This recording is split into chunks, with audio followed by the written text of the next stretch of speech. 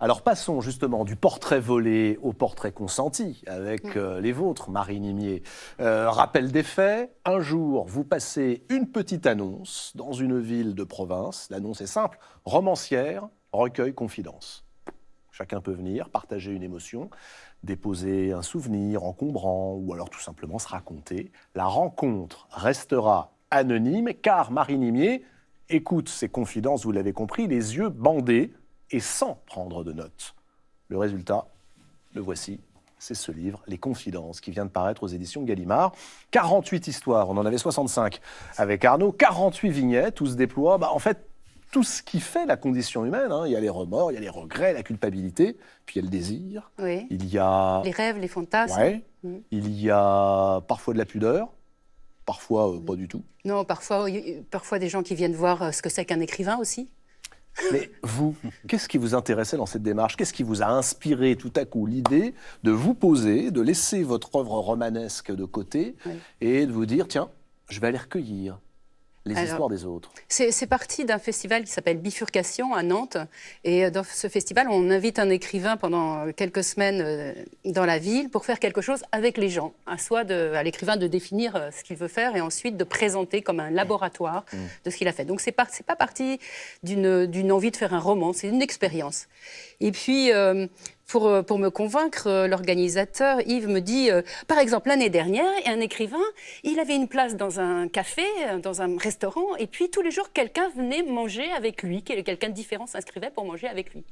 Et là, je me suis vue blêmir, et je me suis dit, non mais ça, juste, c'est pas possible, quoi. Parce que déjà, manger avec des inconnus tous les jours, déjà manger tous les jours à midi, et en plus, avec des inconnus, enfin, j'ai commencé à dire, bon, non, là, je crois pas que je pourrais le faire, sauf si, par exemple, on ne mangeait pas, et puis que je ne voyais pas les gens. Et c'est parti vraiment d'une boutade, comme ça. On était en train de marcher dans les rues de Nantes. Il y avait beaucoup d'églises, donc l'idée de la confidence, de la confession est arrivée. On a atterri au jardin botanique et le philodendron est arrivé et le dispositif était là. Alors le philodendron, il faut expliquer aux téléspectateurs. Écoutez ce que vous aurez envie de raconter à Marie Nimier, les yeux bandés, c'est pas suffisant. Donc Marie Nimier décide d'installer une plante, un philodendron, qui joue un rôle capital dans l'écoute. Je pense que sur ce plateau, on va peut-être mettre un philodendron. C'est un des plus beaux personnages. Je pense que c'est quand même l'histoire du philodendron, mais c'est pas très vendeur. Vous mieux être sur les confidences. Ah oui. Oui, je suis pas sûr que ce soit avec ça qu'on en fasse un best-seller. Non, on va arrêter avec le philodendron. En revanche, c'est ridicule. En revanche, si on dit, Marie Nimier, qu'il s'agit de laisser chacun ou chacune raconter ou inventer sa vie, parce qu'il y a aussi ça. Parfois, vous déposez un manuscrit. Parfois, vous faire des suggestions invraisemblables. Genre, on va s'allier, moi aussi je suis romancière, on va écrire un livre qui sera une vengeance ou alors qui sera un moyen de se libérer. Vous êtes dans un rôle totalement passif. C'est ça qui me surprend. Est-ce que l'écrivain est passif ou est-ce que l'écrivain, au contraire, est celui qui guide, qui tient les rênes? Alors, l'écoute était active déjà. J'avais mes oreilles comme ça. Et puis aussi, je parlais un petit peu. C'est-à-dire, je posais pas. Mon indienne, c'était pas de prendre un tournevis et d'aller chercher le fond du fond. C'est pas du tout ça. Mais quand même, être bien sûr que j'avais compris. Donc j'étais tout à fait moi-même. J'étais ni effacée. J'étais pas effacée derrière le bandeau. C'est pas parce que je ne voyais pas que j'étais effacée. J'étais complètement avec les gens, encore plus que si je les voyais, je crois. Après, il y a quelque chose qu'on n'a pas dit, c'est que les gens savaient pertinemment que ce qu'ils allaient dire allait être retransformé. Et puisque je ne prenais pas de notes, je pouvais pas. C'est pas du tout un travail de journaliste. C'est vraiment écouter tellement fort qu'on va pouvoir redonner la chose dans son essence. Et là, c'est la question d'Arnaud, Catherine, au risque de réinventer, au risque de transformer, d'en faire des personnages de romans alors qu'ils ne sont qu'eux-mêmes. Oui, au risque d'en faire de la littérature, quoi. Au risque d'en faire un livre, au risque de raconter. Ça dépend pour qui en même temps. Il y a une jeune femme qui vous dit dans votre livre à un moment donné, j'aime que vous m'écoutiez avec vos mots. J'ai l'impression que ça me donne mon importance. Je trouve que c'est très juste et c'est très beau, cette transformation de leur confidence par votre plume. Ça leur donne aussi une identité. Je pense que c'est ça. Les gens sont venus pertinemment livrer leur histoire, leur petite histoire. C'était 5 minutes, 10 minutes. Ils n'allaient pas me raconter leur vie. Ils allaient me raconter une chose de leur vie et ils la donnaient pour qu'elle soit transformée. parce que ce sont probablement des gens qui adorent lire, qui adorent écrire, qui ont foi, qui ont cette foi dans la littérature et dans les mots. Que cherchent-ils exactement, ces gens? Est-ce que vous posez cette question? On le sent, oui, vous la Oui. posez, parce que vous racontez, et c'est ça que je trouve très, très réussi dans le livre, c'est aussi l'évolution de cette oreille, vous, qui à un moment dit mais j'en peux plus, il y a trop d'histoires, trop d'empathie, il faut arrêter, je suis comme la plante, enfin, je me dessèche, des feuilles. je perds mes feuilles, j'ai besoin d'eau. Que viennent-ils chercher C'est quand étrange. ils vous racontent une histoire? Alors, parfois, mais assez rarement, ils viennent se libérer d'un secret honteux, de quelque chose qu'ils n'ont jamais dit à personne, mais ça a été très rare. Ils viennent surtout raconter, et c'est ça qui est poignant, et c'est parti d'une petite expérience plutôt ludique, et c'est devenu quelque chose d'énorme, et qui m'a complètement envahie, parce que les gens viennent me raconter les humiliations sociales, pas forcément psychologiques, viennent me raconter les petites phrases qui ont bouleversé leur vie, et qui reviennent, et qui reviennent, et qui reviennent, c'est plutôt ce qu'ils ont subi plutôt que ce qu'ils ont fait subir. Après, il y a toute une séquence que j'ai gardée et que j'ai peut-être un petit peu levée, celle sur des choses un peu drôles, les fantasmes, les rêves, etc. Parce que sinon, ça aurait été impossible de mettre toute cette souffrance. Mais qu'est-ce qu'on en trimballe, quoi? Qu'est-ce que chacun de nous trimballe comme toutes petites choses qui nous ont égratignés à vie, quoi? Et c'est le rôle du romancier troublant. que de recueillir cela? C'est le rôle du romancier d'être humain et de montrer, oui, de par son écriture, dire quelque chose des émotions de l'humanité.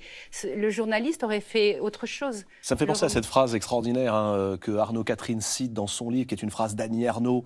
Elle dit « Je suis traversée par les gens dans leur existence. Pardon, je suis traversée par les gens, leur existence, comme une putain. » Qu'est-ce que ça veut dire d'ailleurs, cette phrase? On est pénétré par les mots, quoi. Traversé par les gens, leur existence comme une putain. On prend et on donne quelque chose qui est la reconnaissance. Hein? Je comprends ça comme ça.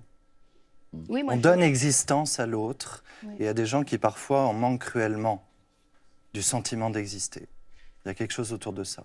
Oui. On met en route, enfin en tout cas avec mon livre, j'ai l'impression de mettre en route dans l'imaginaire des gens. Je leur donne l'autorisation, je leur demande, c'est une injonction de chercher en eux ce qu'ils auraient voulu déposer à un écrivain, pas forcément moi, la petite chose qui les encombre. Parce qu'on a un cerveau très puissant, on a un cerveau formidable. Et puis, c'est comme des insectes qui passent comme ça, et qui passent chaque jour, comme des rêves qui viendraient vous hanter chaque jour. Et vous êtes l'attrapeuse de rêves. Et moi, j'essaye de mettre, de les offrir et d'en faire du plaisir. C'est peut-être ça aussi la mission de l'amour, de faire l'amour et d'écrire. Et c'est là où ça se rejoint. On fait du malheur, on fait de l'humiliation, etc. On le transforme en plaisir. Est-ce que vous avez le sentiment de libérer une parole également, qui autrement n'aurait pas eu l'occasion de se libérer? Pour le dire autrement, Arnaud évoque dans son livre la seule personne qu'il ne vole pas, c'est votre psy. Ah oui. Est-ce que vous avez le sentiment que l'écrivain peut aussi jouer ce rôle de psy? C'est gratuit, hein, je précise que d'ailleurs, vous n'avez jamais fait payer vos consultations. Qu'est-ce qu'on en sait? Il y avait une petite boîte à la sortie. Ouais, un chapeau. Oui, la question, pardon. Est-ce que vous vous sentez dans un rôle un peu de psy, celui qui libère la parole? Non, moi je me sentais... Non, parce que je ne donne pas la guérison, je donne le plaisir. Pas non plus sûr que les psys donnent la guérison. Enfin, ça, c'est un autre sujet. On regardera ça pour une autre émission. Est-ce que c'est une façon également, Marine Imier, de montrer qu'en réalité, dans chacun d'entre nous, chacun d'entre ceux qui lisent, il y a en fait un héros, un personnage de roman, une dominante romanesque? Ah oui, il y a 1000 histoires. Enfin, en tout cas, les histoires que les gens ont choisi de me raconter, chacune aurait pu en effet être le début d'un roman. Mais j'ai fait attention. Justement, j'ai pas fait comme dans ton livre. Je les ai gardées petites, les histoires. Je suis restée vraiment très serrée autour de ce que racontaient les gens. La tentation était grande d'en faire des nouvelles, de longues nouvelles. Mais non, je voulais garder cette essence et puis chaque nouvelle comme une émotion différente, voilà, qui venait comme un... et qui est comme une perle qui venait constituer ce collier d'émotions. Dans le collier de perles, il y a des choses légères et puis il y a des choses plus graves. La gravité arrive à la fin, page 164 par exemple. Et c'est bizarre, Marie Nimier, parce que on peut parfois traquer chez vous l'autobiographie, ne pas la trouver, puis la voilà qui surgit. Quand vous écrivez 2 pages magnifiques sur celui qu'on ne s'attendait pas à trouver dans ce livre, votre père, l'écrivain Oui. Roger Nimier. C'est vrai qu'il y a un moment où, à force de recevoir les confidences des gens, on se dit, mais moi, qu'est-ce que je leur donne, qu'est-ce que je donne, qu'est-ce que je vais donner à ce livre, d'accord? Je donne ma plume, mon oreille, mais c'était presque une façon de dire, allez, je m'y colle aussi, qu'est-ce que j'ai à raconter? Alors, ce que j'avais à raconter, c'est, pourquoi est-ce qu'on... C'est vrai, c'est étrange quand même, comme les petites annonces, comme quelqu'un qui a disparu, hein, c'est ça, sur les perdu chat ou perdu... Moi, c'est pas perdu chat ni chien, mais c'est perdu père. Et en fait, dans toutes ces, comme je les ai ordonnées, toutes ces confidences, il y a le fil du père qui, dès le début, c'est le fil. Quand on revient en arrière, on voit que c'est le fil. Il y a des Vous permettez voitures. que je rappelle à ceux qui nous regardent que votre père, c'était Roger Nimier, mort Oui, je en permets. 1962, 36 ans, dans un accident de voiture. Oui. Vous aviez 5 ans, je crois, à l'époque. Et c'est-à-dire, en fait, je me suis dit que la femme, l'écrivaine qui recueillait ses confidences, c'était la reine du silence, celle du livre, la reine du silence. C'est-à-dire que c'est une partie de moi, c'est pas tout à fait moi. Je suis pas aussi pathétique que la reine du silence, mais C'était un précédent livre, hein, il y a voilà. quoi, 10 ans? oui, enfin peut-être plus même, peut-être 15.